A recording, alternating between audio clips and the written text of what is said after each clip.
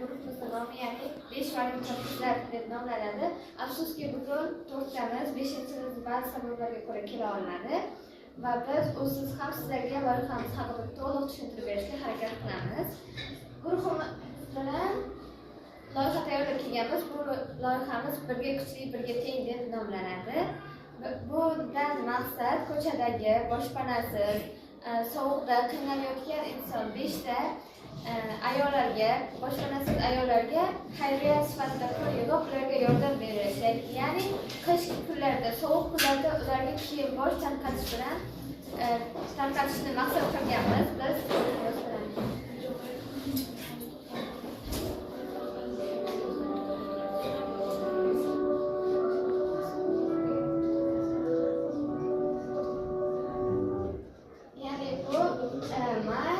guruhimiz lideri sifatida guruhimiz bilan birgalikda qizlar bilan kelishgan holda bu loyihani amalga oshirmoqchimiz. O'shaning uchun men lider sifatida hamma ma'lumotlarni birga kelishib bo'lib berishga, vazifalarni bo'lib berishga harakat qilaman.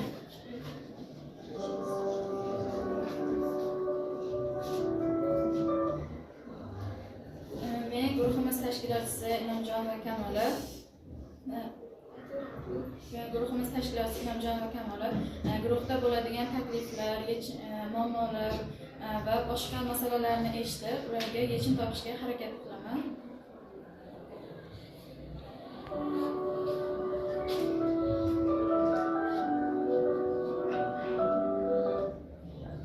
Men O'razboyeva Sarvinoz Tinch volontyor qizlar jamoasining dizayneriman. Mening bundagi vazifam xayriya qutisining qayerda joylashishi va uning qanday dizaynda bo'lishini va e'lonlarda e'lonlarning qanday dizaynda berilishini ta'minlab beraman.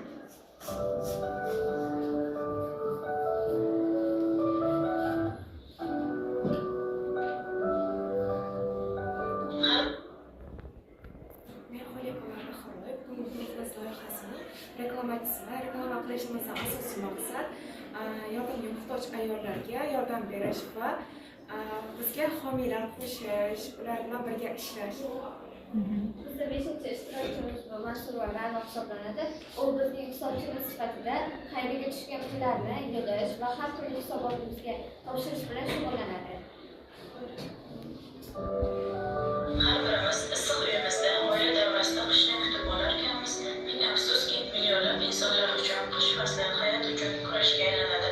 Birlashgan Millatlar Tashkiloti ma'lumotlariga ko'ra, dunyo bo'ylab 100 millionlab odamlar boshpanasiz yashaydi va bu raqamning sezilarli qismini ayollar tashkil etadi. Ularning ko'chada qolish sabablari turlicha bo'lishi mumkin.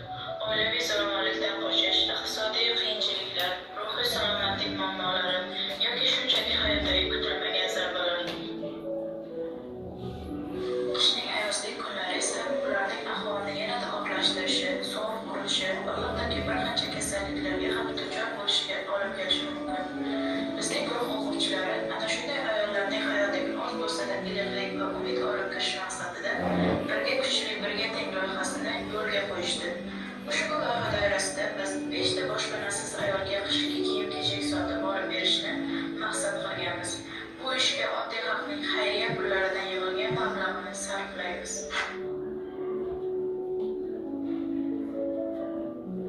Bu loyihani amalga oshirish uchun bizda rejalarimiz bor albatta va bularni hozir ketma-ket tushuntirib o'tamiz. Xayriya qutisi qanday bo'lishi kerak? Xayriya qutisi loyiha muvaffaqiyati uchun tashqi ko'rinishi, joylashuvi, ishonchliligi muhim hisoblanadi. Buning uchun quyidagi jihatlarga e'tibor qaratishimiz kerak. Quti shaffof shisha, pleksiglas yoki shaffof plastik bo'lishi kerak. Bu donorlarga ichida nimadir yig'ilayotganini ko'rish imkonini beradi. Xayriya qutisida loyiha maqsadi aniq yozilgan bo'lishi kerak. Masalan, bizning oliy maqsadimiz ko'chadagi nochor ayollarga qishki kiyim olib berish hisoblanadi. Xayriya qutisi muhrlangan bo'lishi yoki yig'ilish jarayonida xavfsiz bo'lish uchun qutini ochilishi ko'rsatilgan holda qilishimiz kerak. Qutida tashkilot nomi, manzili va telefon raqamini yozamiz. Bu ishonchni oshiradi. Xayriya qutisini xavfsiz joyda joylashtiramiz. Masalan, odamlar ko'p yuradigan, yaxshi yorug' joylarda, vandalizm kam bo'ladigan joylarda, savdo markazlarining kirish joylarida, maktab, oliy o'quv yurtlarida, mahalla markazlari, jamoat joylarida, ijtimoiy tadbirlar, bozor maydonlarida joylashtirishni reja qildik. Lekin joylashtirishdan oldin egalaridan ruxsat so'rashimiz kerak. Reklama qilishdan, ya'ni bizning guruhimizning asosiy maqsadi jamiyatimizdagi saxovatli insonlarni loyihamizga jalb qilish va moliyaviy yordam yig'ish orqali ehtiyojmand onalar va ularning farzandlariga ushbu sovuq kunlarda zarur bo'lgan qishki kiyim-kechak, issiq kiyimlar hamda moddiy ko'mak yetkazib berish tizimini yaratishdir. Shuningdek, loyiha shaffofligini ta'minlab, odamlarda ishonch uyg'otish va o'zaro mehr-saxovat madaniyatini kengaytirish ham asosiy maqsadimiz hisoblanadi.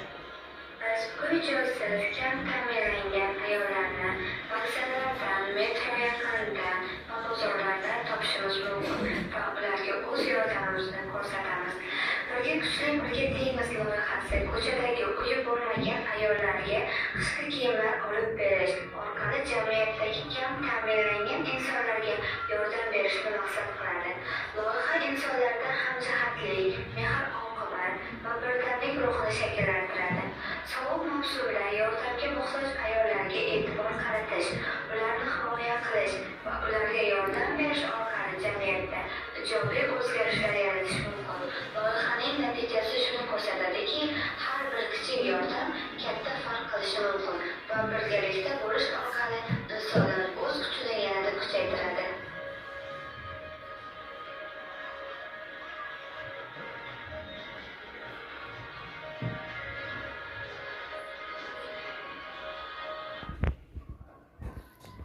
Bugungi kunda O'zbekiston yosh Escape.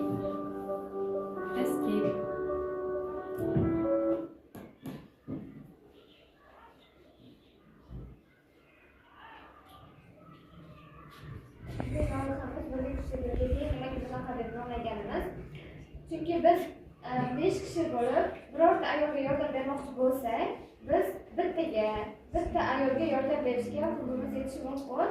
Ammo hammamiz birlashganimizda biz bitta emas, bir nechta ayollarga yordam cho'zgan bo'lamiz va shuning uchun biz birga kuchli, birga tenggan deb nom qo'ydik loyihamizga.